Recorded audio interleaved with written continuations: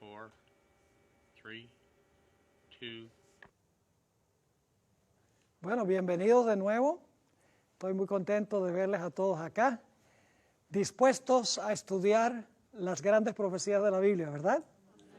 Vamos a continuar ahora el estudio que comenzamos en nuestra primera sesión. Nos quedó pendiente estudiar en cuanto a la piedra y la montaña, en la profecía de Daniel 2. Pero queremos pedir la bendición del Señor antes de abrir su libro. Así que vamos a orar. Padre Celestial, una vez más nos acercamos a tu trono pidiendo sabiduría de lo alto, porque nuestra sabiduría es insuficiente para entender las grandes cosas de tu palabra. Te ruego, Señor, que los que vean esta programación puedan abrir su corazón y su mente para escuchar tu mensaje. Te pedimos, Señor, que nos acompañes, que nos dirijas y que nos capacites para comprender y recibir lo que tienes para nosotros. Te lo pedimos en el nombre precioso de tu Hijo, Cristo Jesús. Amén. Bueno, vamos a repasar lo que hemos estudiado sobre Daniel 2. En realidad hay una secuencia de reinos que se presentan en este capítulo. El primer reino, ¿cuál es? Babilonia. Luego, ¿cuál? Medo-Persia. Luego, Grecia. Luego, el Imperio Romano. Y luego, el Imperio Romano se divide ¿en qué? En 10, porque continúa el hierro en los pies. Pero luego, a los pies de hierro, con los 10 dedos, se le añade ¿qué cosa? Se le añade el barro. ¿Y qué representa el barro? El barro representa la iglesia que se une con el Estado. Roma papal, que en realidad une la iglesia con el Estado, porque es un Estado y también es una iglesia. Nos quedó pendiente estudiar todavía la piedra y la montaña, que es el clímax de este magnífico capítulo que tenemos en Daniel 2. Así que vamos a Daniel 2, el capítulo 2 y el versículo 45 para estudiar en cuanto a la piedra en primer lugar. Dice allí, de la manera que viste que del monte fue cortada una piedra, no con mano, la cual desmenuzó el hierro, el bronce, el barro, la plata y el oro, el gran Dios ha mostrado al rey lo que ha de acontecer en lo porvenir, y el sueño es verdadero y fiel su interpretación. Así que quiero que se imaginen, está esta estatua que representa todos los reinos, desde Babilonia hasta el fin del tiempo. Se ve una piedra gigantesca que viene y golpea los pies de la imagen, desmenuza todos los metales, desmenuza los pies, y entonces llega a ser una gran montaña que llena toda la tierra. Ahora, ¿qué representa esa piedra y a qué evento se está refiriendo? Vamos a 1 de Pedro, el capítulo 2 y el versículo 6, para primero identificar la piedra. Dice, por lo cual también contiene la Escritura: he aquí pongo en Sión la principal ¿qué?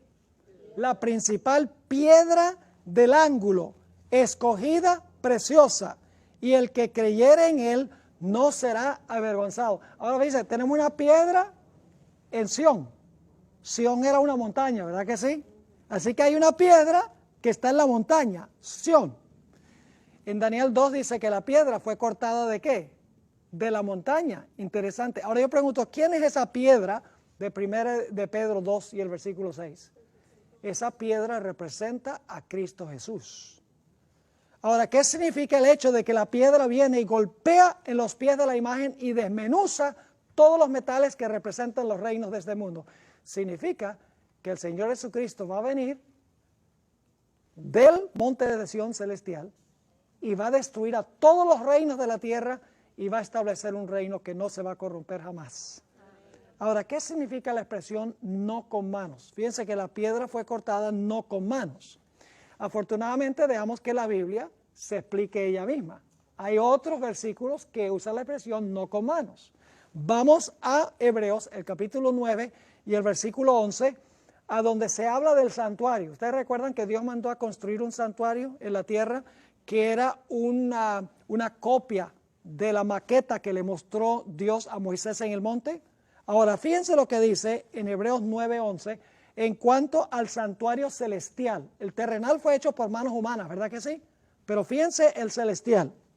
Pero estando ya presente Cristo, sumo sacerdote de los bienes venideros, por el más amplio y más perfecto tabernáculo, ese es el tabernáculo celestial, y luego ¿qué dice? No hecho de manos, y luego explica, es decir, no de esta creación. Yo pregunto, ¿quién estableció todos los reinos que se levantaron antes de este? Fueron gobernados por seres humanos, ¿verdad que sí? Pero según la profecía, este último reino no es hecho con manos humanas, es una obra divina de Dios. Es decir, el reino que se va a establecer eterno en este mundo no es un reino creado por los seres humanos, sino que es un reino sobrenatural creado por Dios. Fíjense Marcos 14 y el versículo 58. Marcos 14, 58 usa la misma expresión, no con manos. Aquí ustedes recuerdan que Jesús dijo, destruid este templo y en 3 días lo edificaré. Ahora, fíjense lo que dice Marcos 14, 58. Cuando están acusando a Jesús, dicen, nosotros le hemos oído decir, yo derribaré este templo, ¿cómo?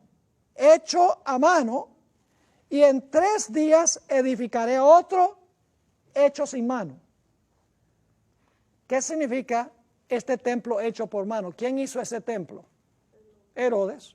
Fue el que lo embelleció, 46 años, ¿verdad? Pero yo pregunto, ¿a qué templo se estaba refiriendo Jesús? Se estaba refiriendo al templo de su cuerpo. Cuando Jesús resucitó con un cuerpo glorificado.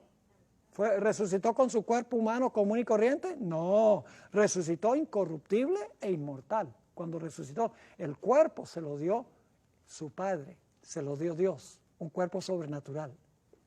Es decir, la expresión no con manos significa que el reino que va a imperar en este mundo para siempre no es un reino creado por los seres humanos. Es un reino creado por Dios, sobrenatural y milagroso, sin intervención de seres humanos. Ahora, ¿qué representa la montaña? La piedra luego se convierte en una gran montaña que cubre toda la tierra. Bueno, tenemos que comparar Daniel 2, 34 y 35 con Daniel 2, 44 para saber qué representa la montaña. Dice en Daniel 2, 34 y 35, estabas mirando hasta que una piedra fue cortada, no con mano, e hirió a la imagen en sus pies de hierro y de barro cocido y los desmenuzó. Entonces fueron desmenuzados también el hierro, el barro cocido, el bronce, la plata y el oro, y fueron como tamo de las eras del verano, y se los llevó el viento sin que de ellos quedara rastro alguno. Mas la piedra que hirió la imagen fue hecha un gran monte que llenó toda la tierra. Ahora, esa es la descripción que da Daniel a Nabucodonosor de lo que Nabucodonosor vio en el sueño. Pero el versículo 44 nos explica qué significa lo que vio el rey. Dice en el versículo 44 lo que significa el gran monte que llenó toda la tierra. Dice, en los días de estos reyes, es decir, de los pies, el Dios del cielo levantará un reino que no será jamás destruido, ni será el reino dejado a otro pueblo, desmenuzará y consumirá a todos estos reinos, pero él permanecerá para siempre. La montaña significa el reino eterno de Cristo Jesús, porque en la Biblia un monte simbólicamente representa un reino. Es decir, la piedra que pega en los pies de la imagen representa la segunda venida de Cristo Jesús, y la montaña significa el reino eterno que va a establecer cuando Jesús regrese por segunda vez y reinará sobre toda la tierra para siempre como Rey de Reyes y Señor de Señores. Ahora, el Señor Jesucristo se refirió a esta profecía de Daniel 2. Quiero que notemos Mateo 21 y el versículo 44.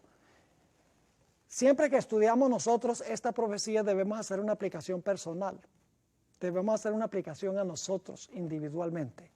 Ahora fíjense lo que dijo Jesús.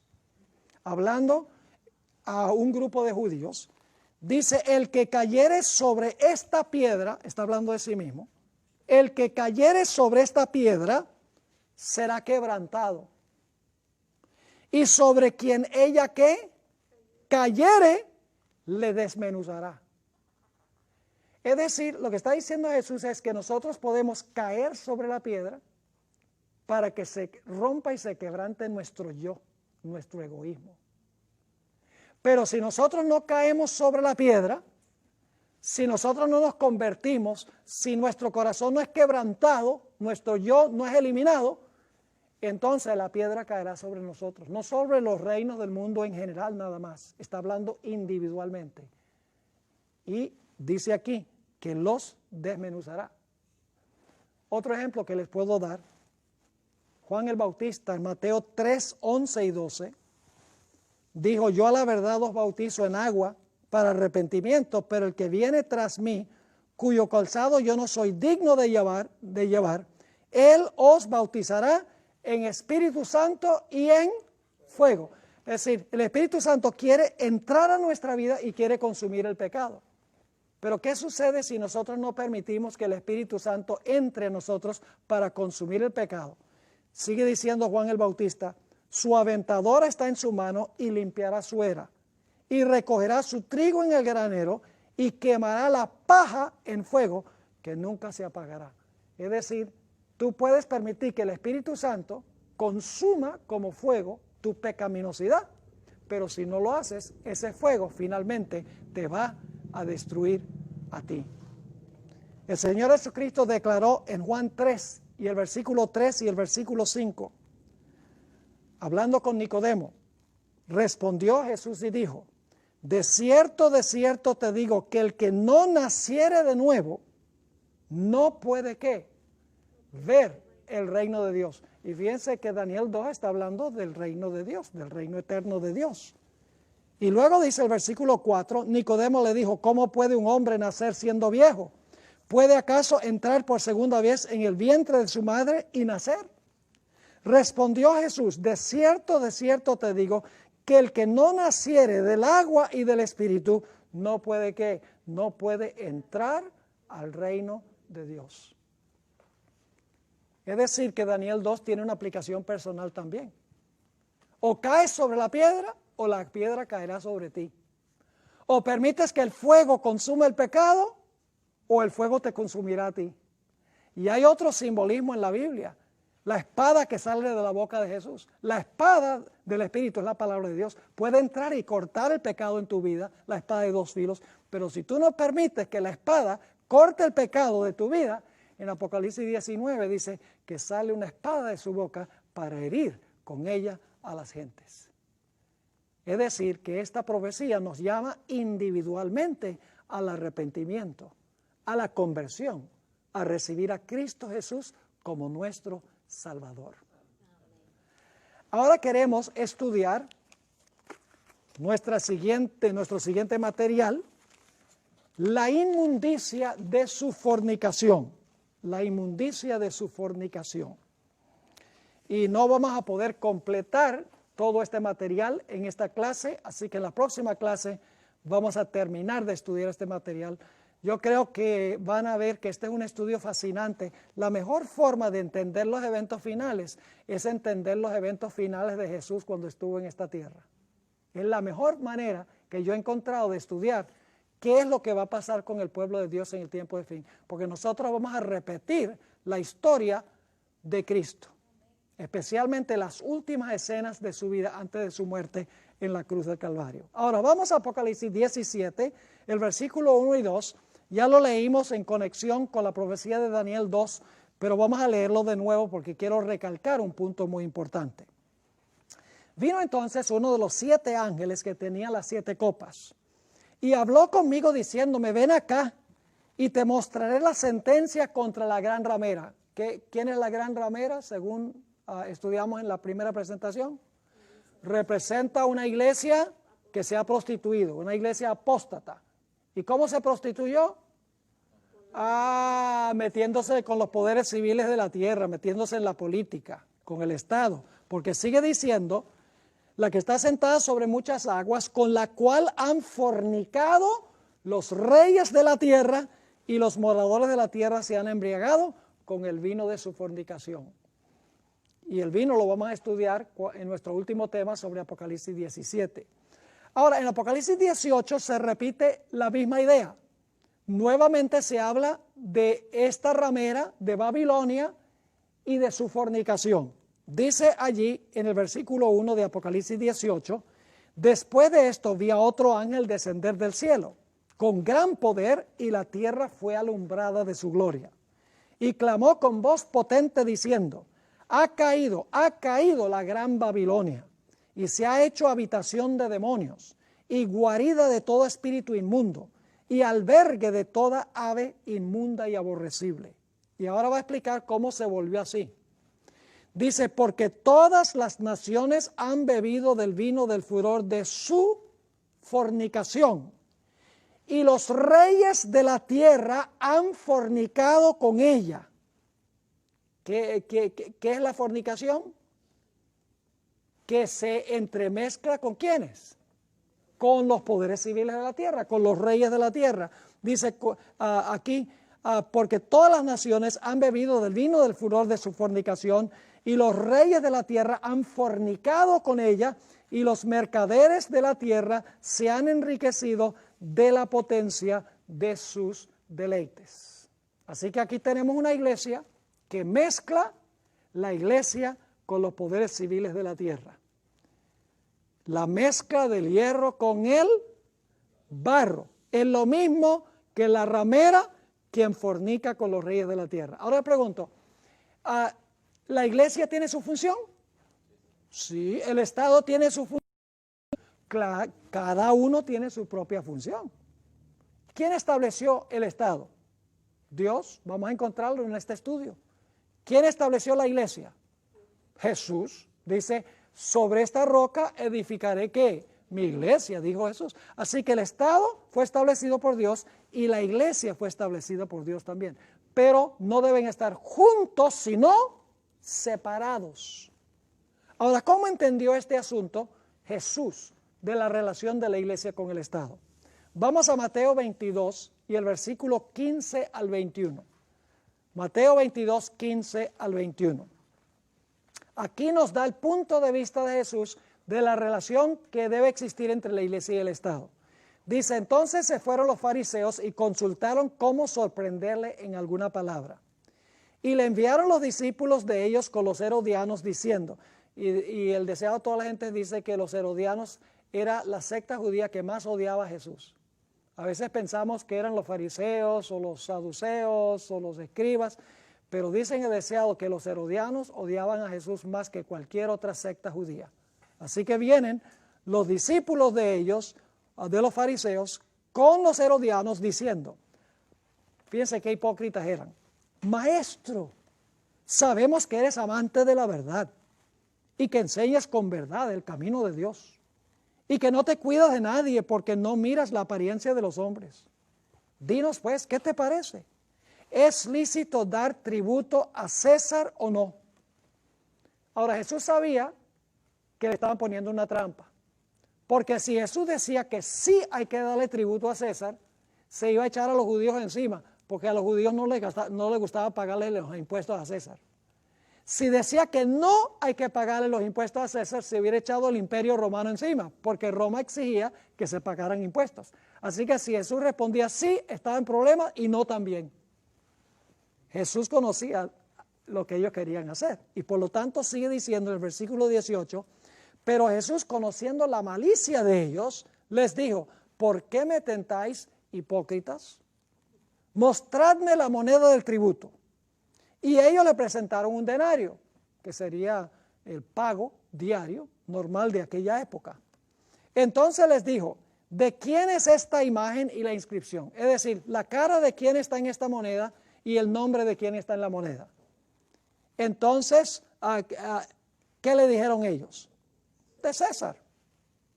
Y les dijo, dad pues a César lo que es de César y a Dios lo que es de Dios. Yo pregunto, ¿le debemos algo a César, sí o no? ¿Le debemos algo a César según Jesús? Sí. ¿Le debemos algo a Dios según Jesús? ¿Podemos darle lo de César a Dios y lo de Dios a César? No. Cada uno tiene su esfera y le debemos lealtad a uno y el otro. Déjeme darle un ejemplo. En términos financieros, ¿qué le debemos a Dios? El diezmo. ¿Y a César qué le debemos? Los impuestos, el tax, exactamente. Ahora, ¿Jesús dijo que hay que pagarle tax a César? Claro que sí. ¿Dijo también que hay que devolverle a Dios lo que es de Dios, el diezmo? Claro que sí. Pero, ¿qué hubiera dicho Jesús de tomar los diezmos y dárselos a César? O tomar los impuestos de César y dárselos a Dios. Jesús hubiera dicho, no, eso es fornicación. Porque hay que mantener los dos reinos separados. Son importantes los dos. Yo establecí los dos, pero uno es para gobernar los asuntos eclesiásticos y el otro es para gobernar asuntos civiles, para conservar el orden de la sociedad. Ahora, la pregunta clave es, ¿qué es lo que le debemos a César y qué es lo que le debemos a Dios? Vamos a examinar un poco más detenidamente esto. Deuteronomio 4 y el versículo 13 nos dice que la ley de Dios fue escrita en 2 tablas de piedra. Vamos a leer ese versículo, dice, y él os anunció su pacto, aquí está hablando Moisés, el cual os mandó poner por obra los 10 mandamientos y los escribió ¿en qué? En 2 tablas de piedra. ¿Podría Dios haber escrito los 10 mandamientos en 3 tablas si hubiera querido? Sí. ¿O en una sola?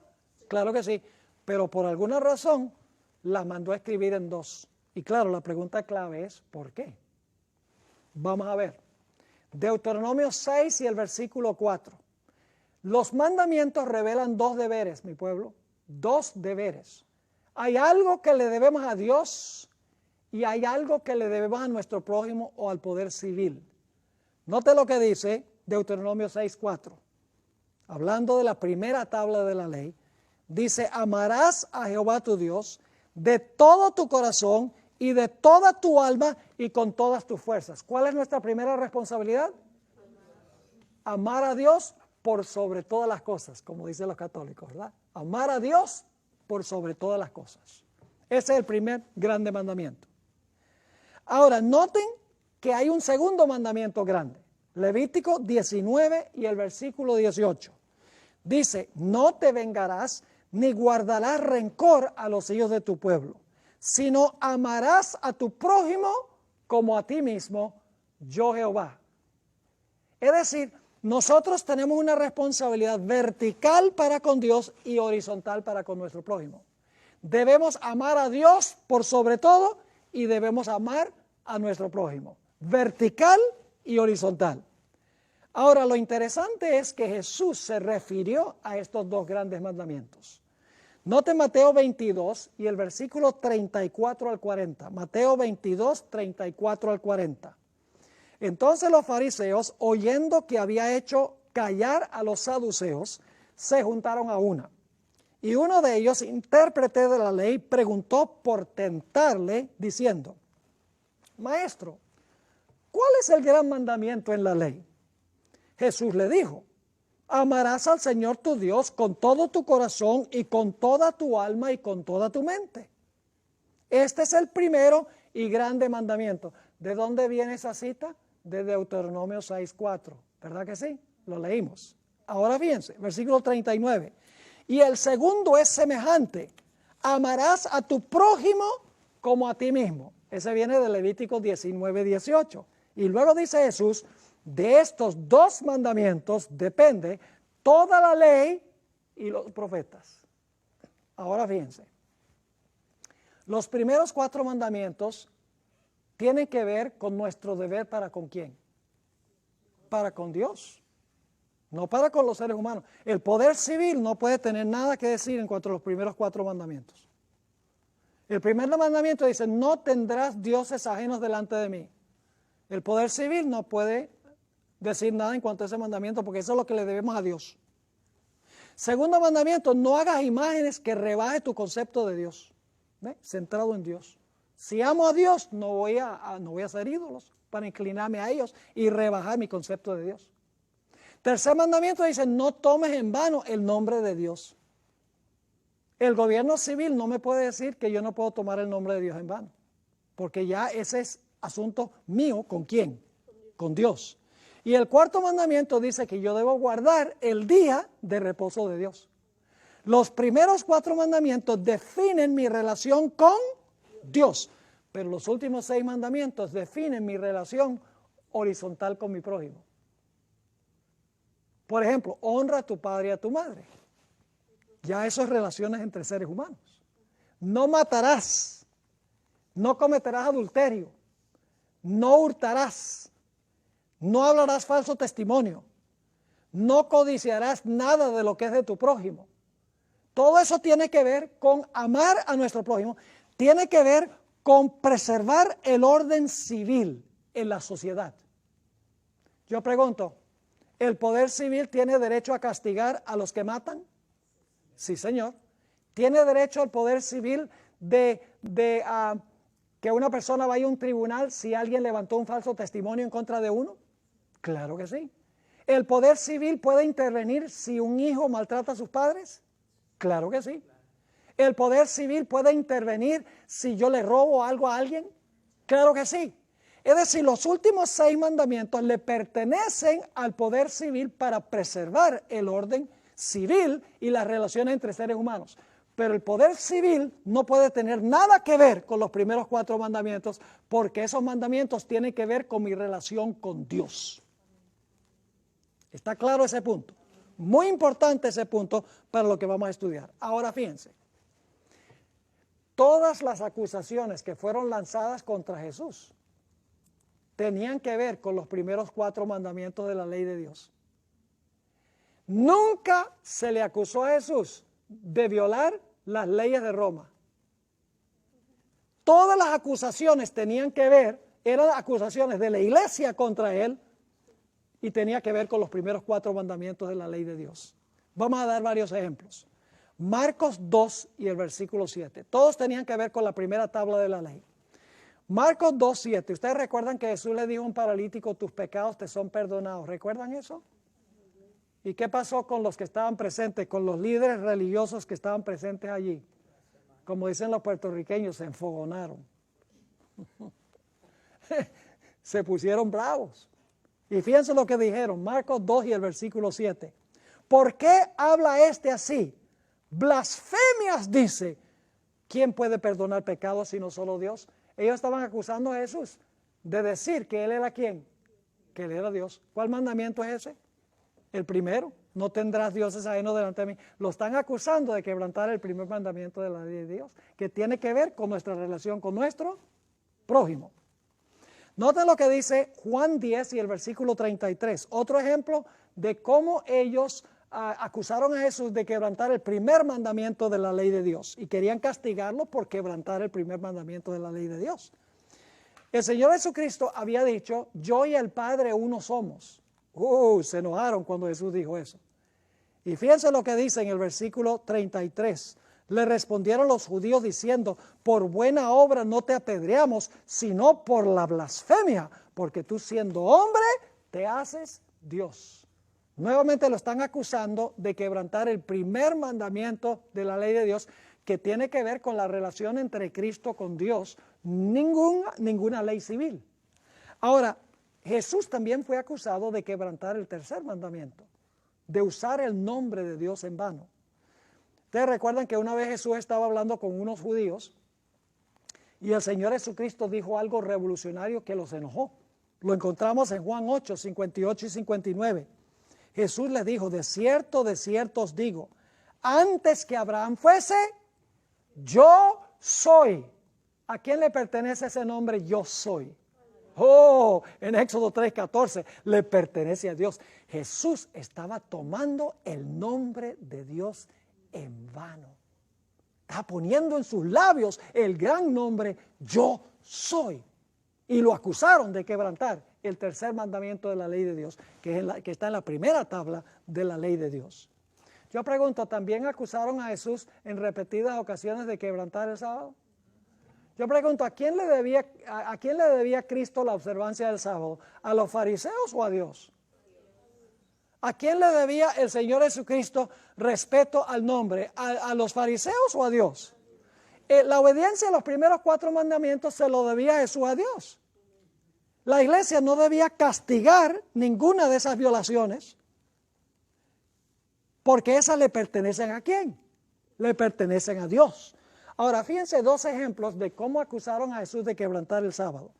Juan 9:16, el Señor Jesucristo había sanado a un ciego de nacimiento.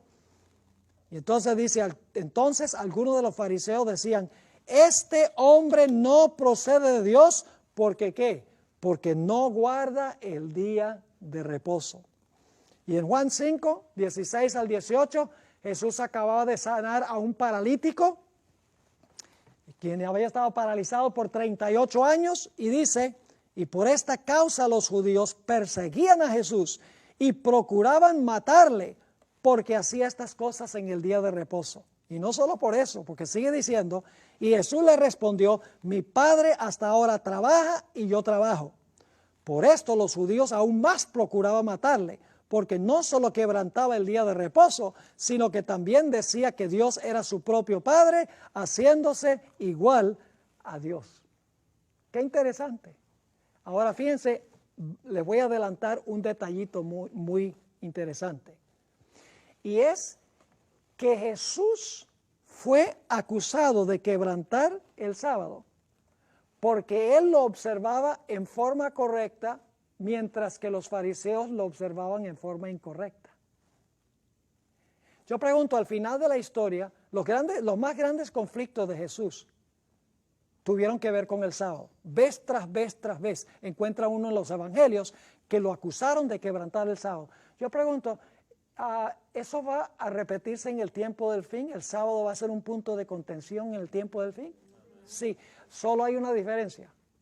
Los fariseos guardaban el sábado en la forma incorrecta y se enojaron con Jesús porque lo guardó en la forma correcta. Al final de la historia, el mundo religioso va a guardar el día incorrecto y se va a enojar con los que guardan el día correcto. El principio es el mismo. Ahora fíjense, ¿hubo alguna acusación en los evangelios contra Jesús por violar alguna ley civil de Roma? Por ejemplo, ¿encuentran alguna acusación? Este hombre mató a alguien. No. Este hombre cometió adulterio. No. Este hombre es un ladrón. No. Este hombre es codicioso. No. Este hombre maltrató a sus padres. ¿Alguna acusación en contra de Jesús que tenía que ver con la segunda tabla de la ley, con el Código Civil? No. Jesús era un ciudadano ejemplar que obedecía las leyes legítimas de Roma.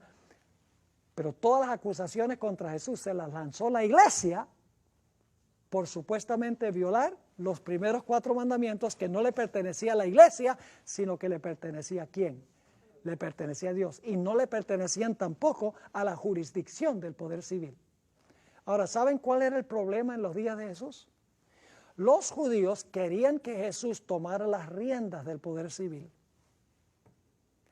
Ellos no estaban satisfechos con que Jesús quisiera implementar un reino espiritual, que quisiera sembrar su iglesia. No, ellos querían que Jesús uniera la religión de Israel con el poder civil para obligar a la gente a seguir las prácticas y las doctrinas del judaísmo. Ahora, quiero que noten, vez tras vez en el ministerio de Jesús, esto sucedió. Mateo 4 y el versículo 8 al 10. Esta es la tercera tentación de Jesús cuando Satanás llevó a Jesús a un alto monte. Dice, otra vez le llevó el diablo a un monte muy alto y le mostró todos los reinos del mundo y la gloria de Dios. ¿Qué es lo que quería Satanás? Quería que Jesús tomara los reinos, que gobernara civilmente, no en religión, materia de religión, sino en asuntos civiles. Versículo 9, y le dijo, todo esto te daré si postrado me adorares. Entonces Jesús le dijo, vete Satanás, porque escrito está, al Señor tu Dios adorarás y a Él solo servirás. Jesús rechazó la posibilidad de tomar las riendas del poder civil. Ahora fíjense, en Juan 6:15, Jesús acababa de alimentar a 5,000.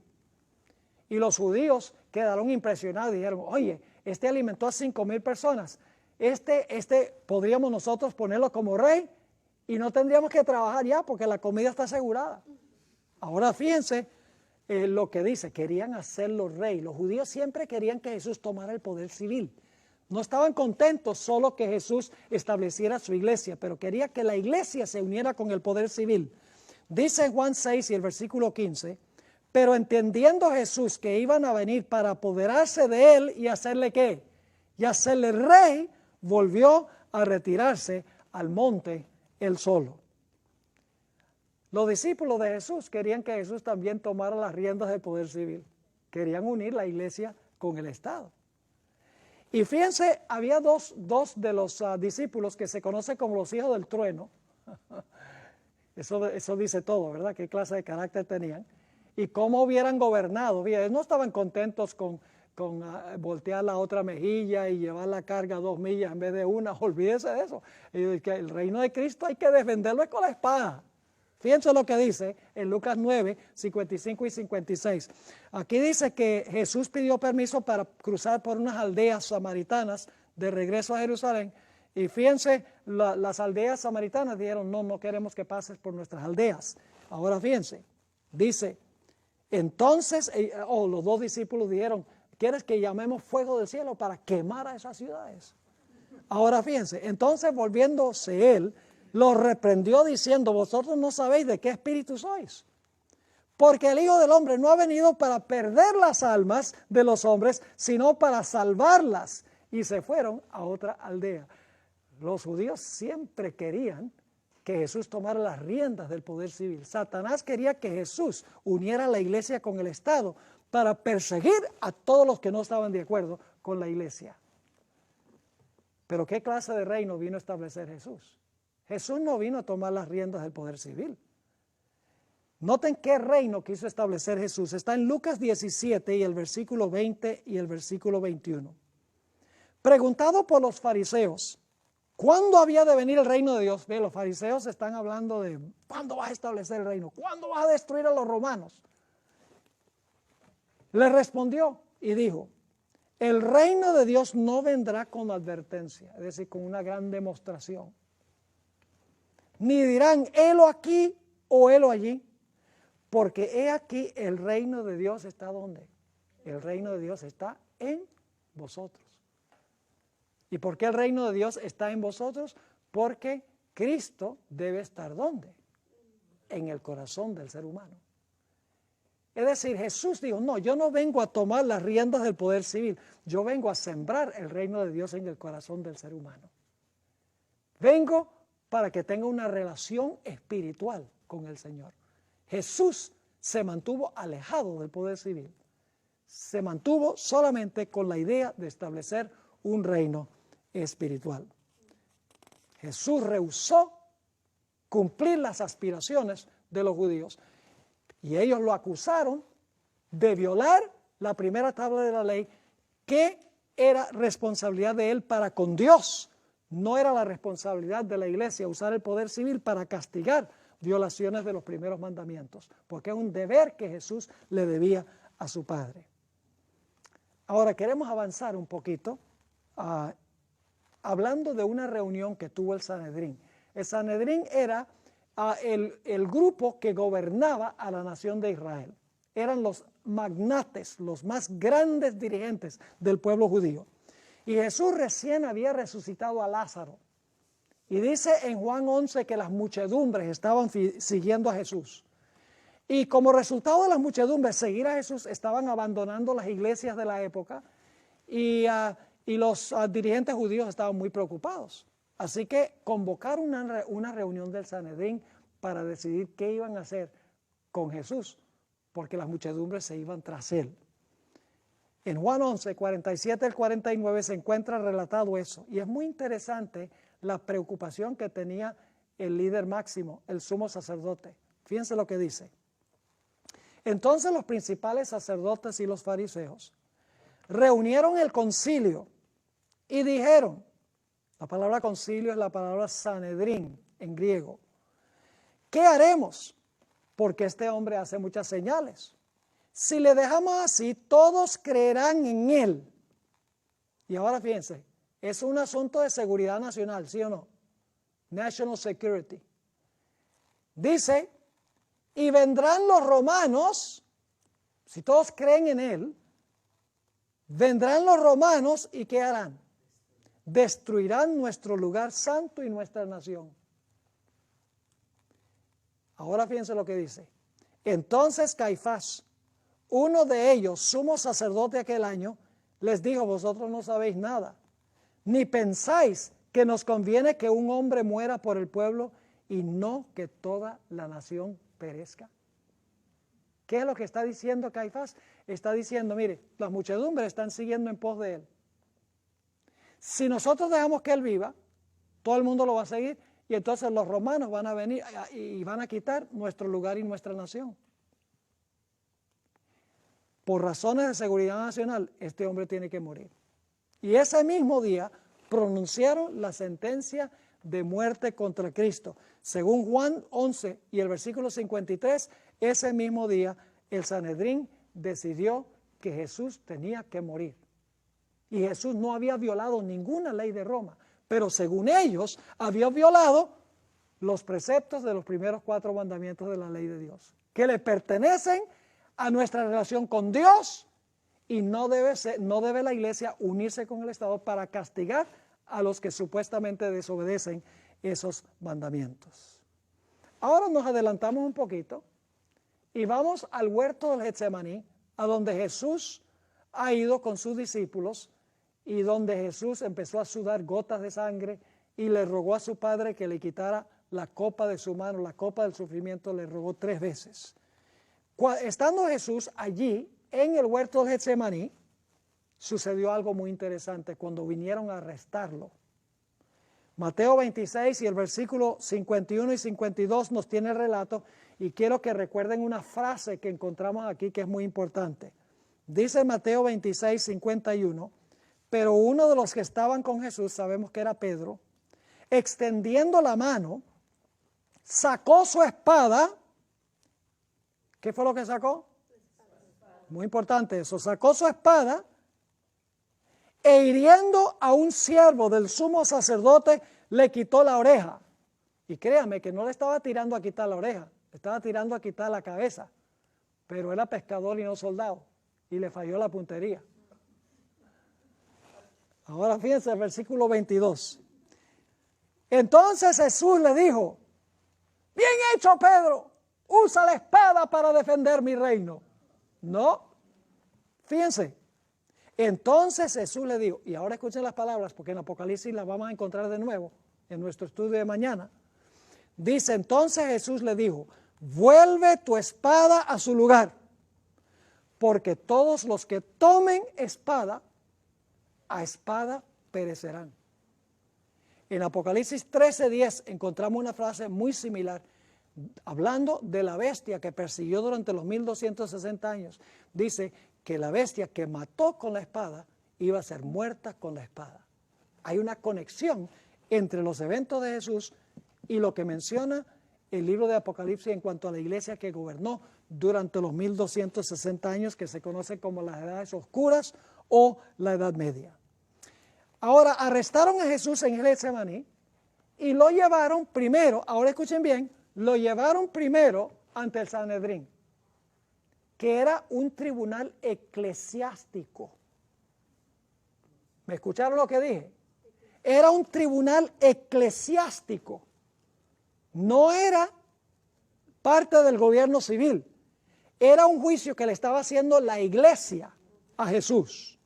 Fíjense, Mateo 26, 57 nos dice, los que prendieron a Jesús le llevaron al sumo sacerdote Caifás, a donde estaban reunidos, ¿quiénes? Los escribas y los ancianos. Yo pregunto, ¿qué clase de líderes eran ellos? ¿Políticos o religiosos? Religiosos. Los escribas y los ancianos eran dirigentes religiosos. Todavía no ha entrado en perspectiva el poder civil, ¿verdad que no?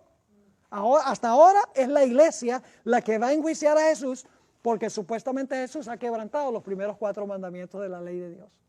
Ninguna ley civil, los primeros 4 mandamientos de la ley de Dios. es arrestado, llevado al Sanedrín, y quiero leerles algunas de las deliberaciones que hubo ahí en ese tribunal eclesiástico. Mateo 26, 59 al 64. Y fíjense quiénes estaban allí. Y los principales sacerdotes y los ancianos, gente religiosa, y todo el concilio, es la palabra Sanedrín, buscaban falso testimonio contra Jesús. ¿Con qué propósito? Para entregarle a la muerte. Y no lo hallaron. Aunque muchos testigos falsos se presentaban, pero al fin vinieron dos falsos testigos que dijeron, este dijo, puedo derribar el templo de Dios y en 3 días edificarlo, reedificarlo. Yo pregunto, ¿violaba eso alguna ley de Roma? ¿Alguna ley civil? No. Versículo 62, y levantándose el sumo sacerdote le dijo, ¿no respondes nada? ¿Qué testifican estos contra ti? Mas Jesús callaba. Entonces el sumo sacerdote le dijo, te conjuro por el Dios viviente que nos digas si tú eres el Cristo, el Hijo de Dios. Yo pregunto, ¿había algún problema con Roma que Jesús dijera que era Hijo de Dios? ¿Era alguna violación de alguna ley civil eso? No. Eso no era matar, ni robar, ni adulterar. No. Así que dice, te conjuro por el Dios viviente que nos digas si eres tú el Cristo, el Hijo de Dios. Jesús le dijo, tú lo has dicho. Y además os digo que desde ahora veréis al Hijo del Hombre sentado a la diestra del poder de Dios y viniendo en las nubes del cielo. Y esto llevó al sumo sacerdote a rasgar sus vestidos y acusar a Jesús de blasfemia. Ahora, ¿saben lo que es interesante? Todas las acusaciones contra Jesús tenían que ver con la primera tabla de la ley. Un deber que él le debía a Dios, no a ellos. Pero no solo eso, sino todos los derechos civiles que tenía Jesús, todos los derechos legales de Jesús fueron violados por la iglesia. Aquí les tengo una lista en el material. Se contrataron falsos testigos.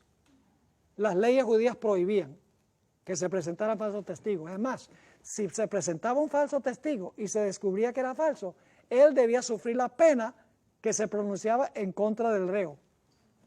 Pero ellos contrataron falsos testigos. Además de eso, el sumo pontífice le dio una cachetada a Jesús sin que se le hubiese hallado culpable. Eso iba en contra de la ley judía. Además de eso, el juicio se hizo de noche. Y la ley judía decía que los juicios tenían que hacerse a la claridad del día. Además de eso, se le azotó a Jesús antes de que se le hallara culpable. Prohibido por la ley judía. Además de eso, se le acusó, no se le acusó de haber violado ninguna ley civil, se le acusó de haber violado leyes religiosas. La iglesia lo estaba acusando de violar leyes religiosas y lo querían castigar por eso. Además de eso, Jesús fue condenado por un solo testigo finalmente. Contrataron 2, pero uno presentó el testimonio falso. La ley judía prohibía terminantemente que un solo testigo pudiese condenar a un acusado. Además de eso, la ley judía prohibía que el reo se autoincriminara. Y el sumo sacerdote hizo que Jesús se autoincriminara cuando le preguntó, ¿eres tú el Cristo? Dinos sí o no. Y si Jesús decía que sí, se estaba incriminando a sí mismo. Además de eso, la ley judía le daba derecho al acusado de un abogado defensor. Jesús no tenía nadie que lo defendiera. Además de eso, era prohibido hacer un juicio en privado en la ley legal de los judíos. No se podía hacer un juicio, escuchen bien, viernes, ni tampoco se podía hacer en día de fiesta ni en sábado. ¿Y cuándo fue que le hicieron el juicio a Jesús? El viernes, exactamente. Ustedes saben que el jueves en la noche ya es viernes, ¿verdad que sí? Ahora, fíjense, además de eso, cuando se encontraba a un individuo culpable, tenían que esperar 3 días para ejecutar la sentencia. Y el propósito de eso era que podía salir nueva evidencia que podía absolver de culpa al reo. Así que esperaban 3 días. Yo pregunto, ¿cuánto esperaron para matar a Jesús? Lo mataron el mismo día. Es decir, los judíos violaron todas las garantías legales que tenía a las cuales tenía derecho el Señor Jesucristo, supuestamente por haber violado leyes religiosas que le pertenecen a Dios. No había violado ninguna ley civil. Y dice la Biblia que después que deliberaron y le hicieron la inquisición a Jesús, porque esta fue una inquisición eclesiástica que le hicieron a Jesús, pronunciaron la sentencia de muerte contra él. La iglesia pronunció la sentencia de muerte. Todavía no ha entrado en perspectiva el poder civil. Todavía no ha entrado. Esto es pura iglesia. Pero ya pronto va a entrar el poder civil a la perspectiva. Note Mateo 26, 65 y 66. Entonces el sumo sacerdote rasgó sus vestiduras diciendo: ha blasfemado. ¿Qué más necesidad tenemos de testigos? He aquí, ahora mismo habéis oído su blasfemia. ¿Qué os parece? Y respondiendo ellos dijeron, ¿qué cosa? Es reo de muerte. ¿Quién pronunció la sentencia de muerte contra Jesús? ¿La iglesia o el Estado? La iglesia. ¿Quién le hizo la inquisición? La iglesia. ¿Cuáles fueron las acusaciones? ¿Tenía algo que ver con la esfera del poder civil? No. Todas las acusaciones tenían que ver con la primera tabla de la ley, un deber que le debía Jesús a Dios. Ahora, había muchas denominaciones en esos días. Estaban los herodianos, los celotes, los fariseos, los saduceos, los esenios. Y saben que estas sectas judías, que eran denominaciones de la época, no se querían ni en retrato una con la otra. Por ejemplo, los saduceos no podían verse con los fariseos. Tenían doctrinas distintas, pero cuando se trató de matar a Jesús, todas las denominaciones de la época se juntaron a una y olvidaron sus diferencias doctrinales para acabar con la vida del Señor Jesús. Están empezando a captar un cuadro interesante aquí. Ahora fíjense, se hizo el juicio eclesiástico y ahora había que llevar al Señor Jesucristo al poder civil, porque la iglesia no podía ejecutar la sentencia de muerte como iglesia. Vamos a nuestro último punto por esta clase y ya en nuestra próxima clase vamos a completar este cuadro tan interesante. Vamos a Mateo 27, 1 y 2. Le han hecho el juicio eclesiástico, la inquisición, han declarado que debe morir, pero la iglesia como iglesia no puede ejecutar la sentencia. Y por lo tanto necesitan la ayuda del poder civil. Capítulo 27, 1 y 2. Venida la mañana, todos los principales sacerdotes y los ancianos del pueblo entraron en consejo contra Jesús para entregarle a muerte. Y le llevaron atado y le entregaron ¿a quién? A Poncio Pilato, el gobernador. Yo pregunto, ¿ya entra en perspectiva el poder civil? ¿Qué era Pilato? ¿Era pastor? ¿Era anciano? ¿Era fariseo y escriba? No, Pilato era el gobernante civil. Noten Juan 18 y el versículo 28, a donde se agregan detalles. Dice, llevaron a Jesús de casa de Caifás al pretorio. Ese es el lugar donde estaba Pilato. Y ahora fíjense qué hipocresía tan grande. Dice, era de mañana y ellos no entraron en el pretorio para no contaminarse y así poder comer la Pascua. Come on. No querían contaminarse porque si entraban al pretorio, un lugar gentil, no podían comer la Pascua. No querían contaminarse, pero ya estaban manchados con la sangre de Jesús. Increíble. La ceguera tan grande de esta gente. Y luego sigue diciendo, entonces salió Pilato a ellos y les dijo, ¿qué acusación traéis contra este hombre? Por el tono de voz de Pilato, la gente se daba cuenta que Pilato no iba a comer cuento. Que Pilato había escuchado en cuanto a Jesús, según el deseo de toda la gente, y él sabía que Jesús no era culpable de lo que se le acusaba, que no había violado ninguna ley de Roma. Así que por el tono de voz de Pilato, ellos saben, esto va a ser un problema. Nota lo que dice Juan 18:30, Después que Pilato dice, ¿por qué ustedes trajeron a este hombre aquí? Dice, respondieron y le dijeron, si este no fuera malhechor, no te lo habríamos entregado. Bueno, Pilato no dijo que era malhechor ni que no era malhechor. Sencillamente le dijo, ¿por qué lo trajeron aquí? Y él dice, pero si él no fuera malhechor, no te lo hubiéramos traído. Ellos saben que Pilato no está para comer cuento. Ahora, yo quiero que ustedes noten que Pilato reconocía que había dos reinos y había dos leyes. Pilato lo entendía mejor que los judíos. Y terminamos con este punto. Noten Juan 18 y el versículo 31. Entonces les dijo Pilato, tomadle vosotros y juzgadle según vuestra ley. ¿Cuántas leyes reconoció Pilato? Dos. La de él y la de la iglesia. Él no ha hecho nada contra el poder civil, está diciendo Pilato. Él no ha violado ninguna ley de mi reino, júzguenla de acuerdo a la ley eclesiástica. Pero ellos querían matar a Jesús y no podían como iglesia, aunque la iglesia lo había condenado a muerte. Leamos nuestro último texto por esta clase, Juan 18 y el versículo 31. Dice, entonces les dijo Pilato, tomadle vosotros y juzgadle según vuestra ley. Y los judíos le dijeron, a nosotros no nos está permitido dar muerte a nadie. La iglesia no podía sin la ayuda del poder civil. Ahora fíjense, Pilato entendía que había dos leyes y había dos reinos. Y él sabía que ellos lo que querían era matar a Jesús. Pero ellos sabían que no podían hacerlo como iglesia, que necesitaban la ayuda del poder civil para lograrlo. Y en nuestro próximo tema vamos a estudiar cómo se desarrolló aún más esta historia.